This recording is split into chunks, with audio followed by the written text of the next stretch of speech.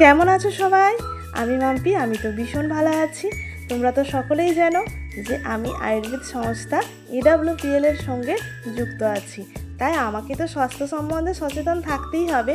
এটা আমি চিরদিনই ছিলাম।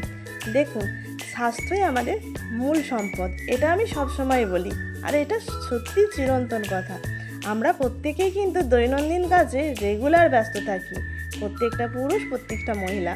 পুরুষদের বাইরের কাজ থাকে, অফিসের কাজ থাকে, ব্যবসার কাজ থাকে, আর মহিলাদের যারা বাইরের কাজ করে তাদের তো ভীষণই চাপ। বাড়ির বাচ্চা প্লাস সংসারের সমস্ত কাজ নিজেকে মেনটেন্স করে নিজেকে সময় দেওয়ার মতো সময় থাকেই না।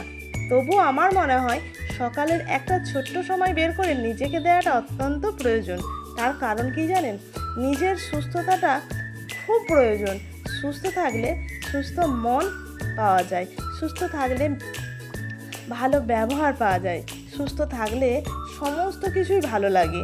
বাচ্চা প্রতিপালন থেকে সংসার করা সমস্ত কিছুই, তার সাথে ব্যবসা, চাকরি থাকলে চাকরি, প্রত্যেকটা জিনিসই কিন্তু সুন্দরভাবে মেনটেন্স হয়। আর শরীরে যদি রোগ ব্যাধি থাকে তার যে কী যন্ত্রণা, যারা রোগ ব্যাধি নিয়ে আছেন তারা বুঝতে পারছেন আমার কথাগুলোর সাথে।